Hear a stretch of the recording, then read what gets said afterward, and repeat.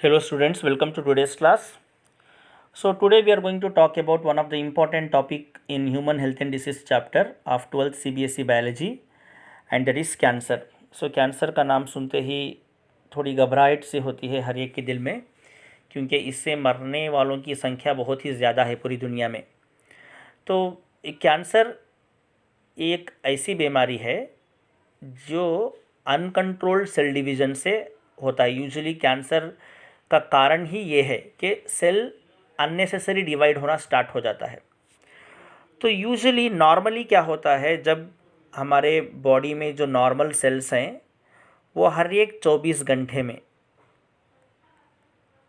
Divide होते हैं और 2 डॉटर सेल्स बनाते हैं। जब ये 2 नए बने हुए सेल्स म्यूचुअली इंटरैक्ट करते हैं, वो क्या करते हैं, फ्रेश सेल डिवीज़न होने को रोकते हैं, फिर से नया सेल डिवाइड होने से रोकते हैं, क्योंकि ये नए सेल्स हैं, इनको ग्रो होना है, इनको मैच्योर होना है, इससे पहले डिवाइड नहीं हो सकते ये। तो इसे कहते हैं कॉन्टैक्ट इनहिबिशन। मतलब when two newly synthesized cells mutually interact, they are going to prevent fresh cell division. इसे बोलते हैं कॉन्टैक्ट इनहिबिशन। ये कॉन्टैक्ट इनहिबिशन कैंसर सेल्स में नहीं पाया जाता। Because of the lack of contact inhibition the cancer cells shows uncontrolled cell division. Okay, तो cancer में क्या होता है, there is a uncontrolled growth और proliferation of the cells unnecessary divide होते रहते हैं और producing a mass of cells, बहुत सारे सेल्स बन जाते हैं, that is responsible for the formation of tumour, जो एक ट्यूमर को बना देता है, बॉडी के अंदर ट्यूमर्स को बना देता है because of uncontrolled cell division. और ये जो भी नए सेल्स बने होते हैं इनको हम डिफ्रेंशिएट नहीं कर पाते, वी कैन नॉट डिफ्रेंशिएट। अगर हम सेल्स को डिफ्रेंशिएट नहीं कर पाते, उससे एक टर्म है, उसे बोलते हैं anaplasia. The term is called as a anaplasia, means there is no cell differentiation, very important term. अब जब सेल अनकंट्रोल्ड डिवीज़न होना स्टार्ट होता है, उस प्रॉपर्टी को हम बोलते हैं नियोप्लाजिया। जब सेल अननेसेसरी डिवाइड होके नए सेल्स को बनाने लगता है, उस टर्म को हम बोलते हैं neoplasia. Okay, so cancer cells में क्या देखते हैं हम, anaplasia, there is no cell differentiation, neoplasia, there is no control over cell division and there is no contact inhibition. So as I said, because of the uncontrolled cell division, body के अंदर cancer cells tumour को बनाना start कर देते हैं। ये tumour या तो body के किसी एक हिस्से में जमा हो जाता है, या तो ये ट्यूमर्स से कैंसर सेल्स निकल के body fluid, for example blood के ज़रिए से बॉडी के दूसरे हिस्से में भी फैलना शुरू हो जाता है। इस कैंसर सेल को फैलने के प्रोसेस को हम मेटास्टैसिस कहते हैं। So metastasis is the invasion of cancer cells from one part of the body to other part. That process is called as metastasis. Okay, very important term, please remember. Now there is one branch in biology, the branch is called as oncology. Oncology एक branch है biology में जिसमें हम cancer के बारे में पढ़ते हैं। Oncology is a branch of biology that deals with the study of cancer. याद रखिए ये। अब थोड़े वायरसेस हैं जो कैंसर को काज करने की ताकत रखते हैं, तो उन वायरसेस को हम ऑन्कोजेनिक वायरस कहते हैं। Oncogenic virus because these virus have some genes which can cause cancer. ये वायरसेस के अंदर थोड़े जीन्स रहते हैं, उस जीन्स को हम ऑन्कोजीन्स कहते हैं।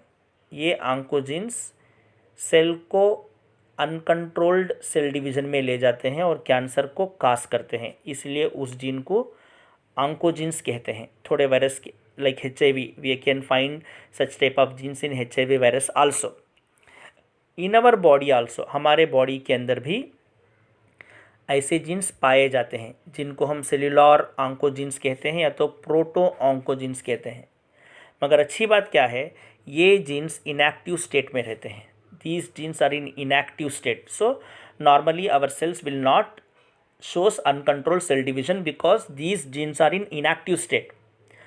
मगर जब ये प्रोटो ऑन्कोजीन्स म्यूटेशन कर जाते हैं, इनमें कुछ बदलाव आ जाता है due to physical carcinogens, biological carcinogens और केमिकल कार्सिनोजेंस, जब ये प्रोटो ऑन्कोजेंस इनएक्टिव से एक्टिव बन जाते हैं, then they are going to cause cancer, they are going to responsible for uncontrolled cell division. तो ऑन्कोजेंस के बारे में याद रखिए यहाँ पे।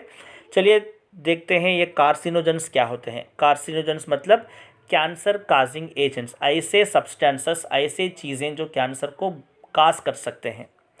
इनमें केमिकल आ जाता है like cigarette smoke, benzopyrene, dyes, paints etcetera. Biological भी आता है, ऑन्कोजेनिक वायरसेस, अभी अभी हमने पढ़ा ऑन्कोजेनिक वायरसेस के बारे में, थोड़े पैरासाइट्स भी हैं। फिजिकल्स में आ जाता है ionising radiations like X rays and non ionising radiations like UV rays. This are all carcinogens. Important one, please remember. Let us talk about the two types of tumour. जैसा कि मैंने बताया कि जब कैंसर सेल्स अननेसेसरीली डिवाइड होना शुरू होते हैं तो they are going to create a tumour. या तो ट्यूमर अपनी जगह रह जाता है जिसको हम आसानी से सर्जरी से निकाल सकते हैं, उसे हम बेनिन ट्यूमर करके बोलते हैं। अगर वो ट्यूमर फट के उसमें से कैंसर सेल्स बॉडी फ्लूइड के ज़रिए दूसरे ऑर्गन्स को स्प्रेड होना स्टार्ट होते हैं, तो ऐसे ट्यूमर को हम मैलिग्नेंट ट्यूमर करके बोलते हैं। So there are two types of tumours, benign tumour and malignant tumour. Usually benign tumour थोड़ा लेस हार्मफुल है और मैलिग्नेंट ट्यूमर ज़्यादा हार्मफुल है। तो चलिए देखते हैं डिफरेंसेस के बारे में। बेनिन ट्यूमर छोटा रहता है, small, वेराज malignant will be large. So Benin tumour slow growth को शो करता है और ये मैलिग्नेंट फास्ट ग्रोथ को शो करता है। बेनिन ट्यूमर है नॉन इन्वेजिव, मतलब ये स्प्रेड नहीं होता, बॉडी के दूसरे हिस्सों को हार्म नहीं करता, whereas malignant tumour is invasive. Benign tumour में हम सेल्स को डिफ्रेंशिएट कर सकते हैं क्योंकि हम इसमें अनाप्लाजिया प्रॉपर्टी नहीं देखते। रिमेंबर, बेनिन ट्यूमर में हम अनाप्लाजिया प्रॉपर्टी नहीं देखते, whereas in malignant tumour it is not responsible to differentiate properly, poorly differentiated. And in benign tumor they are localized, the tumor is localized, अपनी जगह ही रहता है। whereas malignant tumor मेटास्टैसिस को show करता है। मेटास्टैसिस मतलब कैंसर सेल्स एक body के एक हिस्से से और एक हिस्से को ट्रांसफ़र होते हैं बॉडी फ्लूइड के ज़रिए, इसे बोलते हैं metastasis. So they stay in benign tumor, they stay where they are, can't invade or metastasis, whereas malignant tumor shows metastasis. So this is the difference between benign tumor and malignant tumor. Very important, please remember. Now how to detect the cancer? There are certain diagnostic tests are there to detect cancer.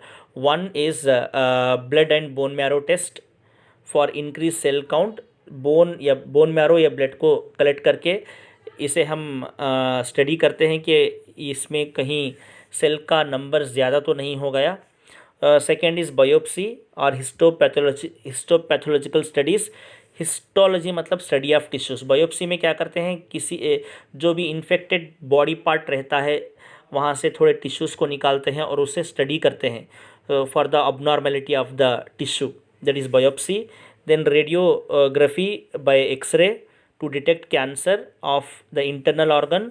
Then CT scanning, computer tomography and resonance imaging. These are, हम यहाँ पे in detail में नहीं पढ़ने जाएंगे because our syllabus just mention to says to mention the some of the methods to detect the cancer. So we are going to mention biopsy, histopathological studies, radiography, computer tomography, CT scanning, MRI scanning and resonance imaging. ये सब अलग अलग तरीक़े हैं cancers को detect करने के।